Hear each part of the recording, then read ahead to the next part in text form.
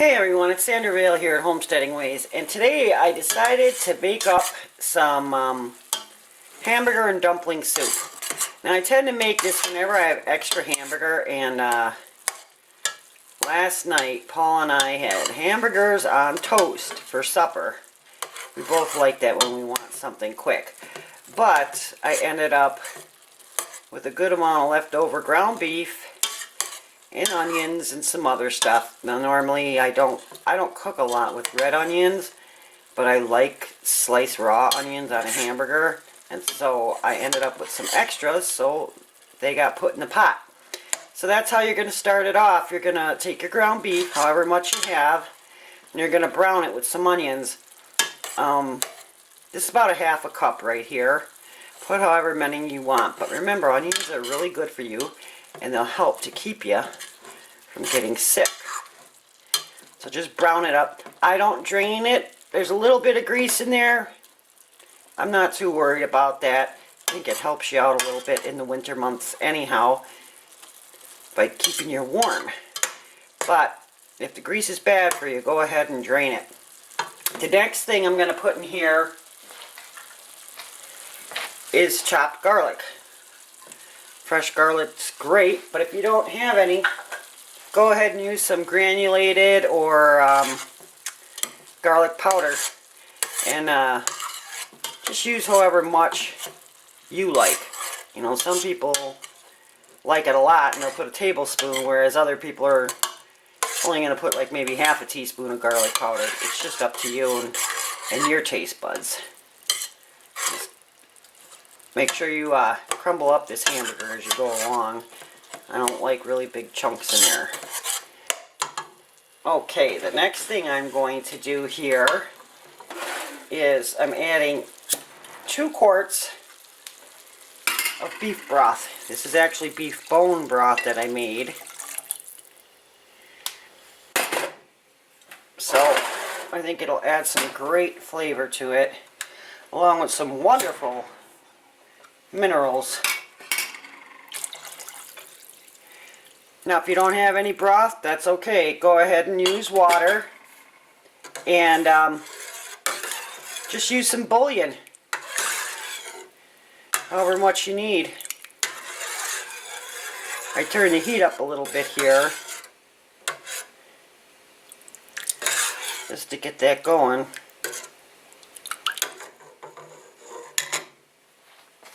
Okay, some other stuff I had left over. I have leftover carrots. I cut them all fancy last week to use with dip, but I have a bunch of leftovers, so that's going in there. And because these are raw, they'll take a little while to cook, so I'm going to need to boil this. Well, it's going to boil it anyways, but this is a good amount. Whatever leftover vegetables you have, you know, a lot of people put celery in their soup. I don't mind celery, but I found as I've gotten older, I don't care for cooked celery that much, so I don't really put it in too often. But go ahead and put that in there, and you know, beans, whatever you have, I'm sure it'll make the soup taste great. So for now, I'm going to get this boiling, and then I'll be right back. Okay, the soup's been in a rolling boil, I'd say, for a little over 5 or 6 minutes, and that's the way I want it. I wanted to get it like that for a little bit, just to put down those carrots.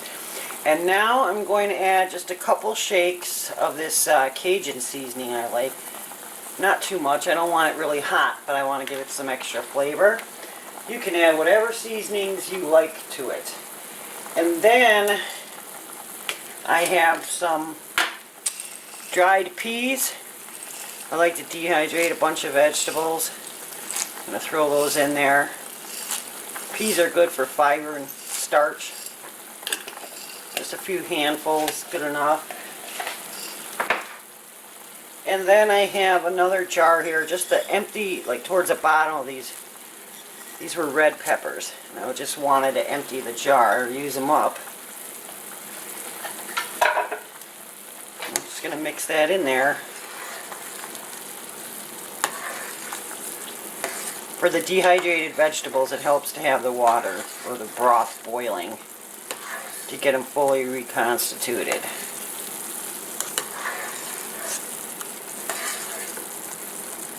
fact, I might add just a few more of those peas now that I think of it, because Paul really likes those. And they're greening up so nice already. They're looking good. See how light they are here and then already in the pot? It's a pretty chilly day out there. So this soup will really go down well.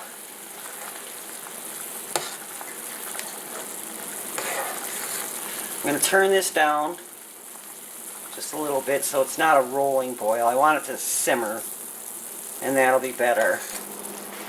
Alrighty, while that's simmering away, we're going to get our dumplings ready, and I make a very basic dumpling. It's super easy to do. I got a couple eggs here, and however many eggs you use is about how many dumplings you're going to end up with. So if you need a whole bunch, then use more than 2 eggs. I'm just going to scramble them up here with a fork.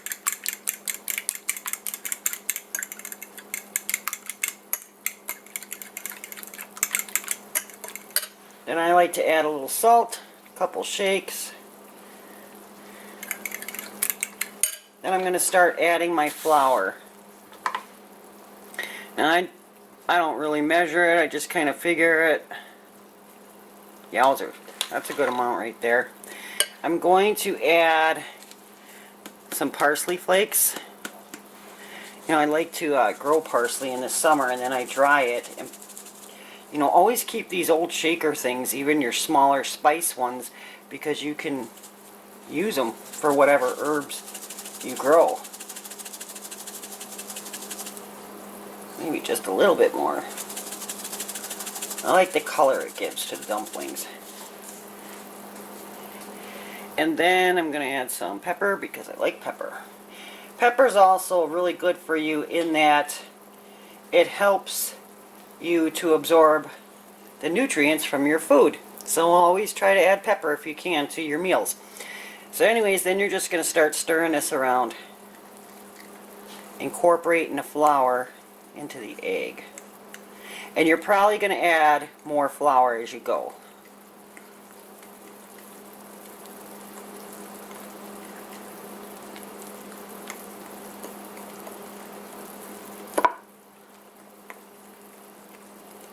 You're going to want stiff but wet dough. Some people add milk, but I don't like the way the dumplings come out wet. I mean, yeah, they seem wet, almost kind of. I found them to be kind of slimy, but that's just me. Maybe you'd like them that way. And these dumplings are chewy, kind of. That's what they seem like to me, at least. See, that's pretty wet, and it's definitely stiffening up, but I want to add just a little bit more flour. Not much, just a little bit.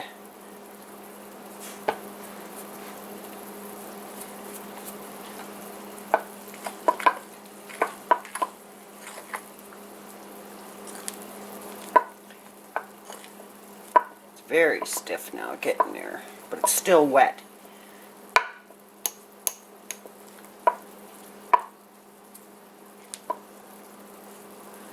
Get the last of that incorporated in there.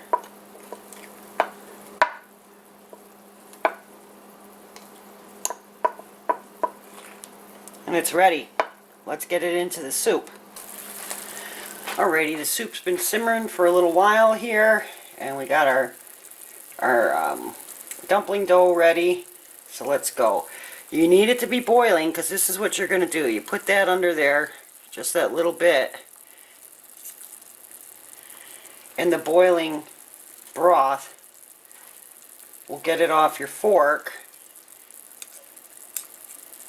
and we'll cook it. And I might turn it up just a little bit here, get it a little bit higher of a boil, a little harder.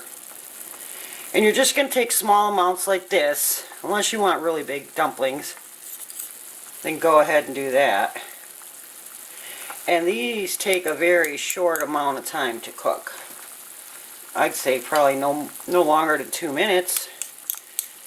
And that's partly due because they are so small. This is a very hearty, filling soup. And it really doesn't take long at all to cook. I'd say half an hour or less.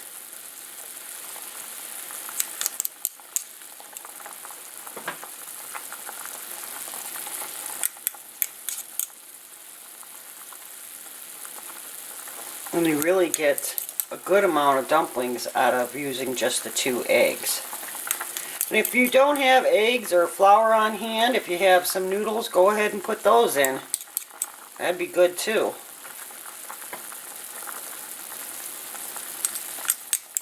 I'll finish this up and show you the end product in just a couple minutes. And there you have it. Hamburger and dumpling soup.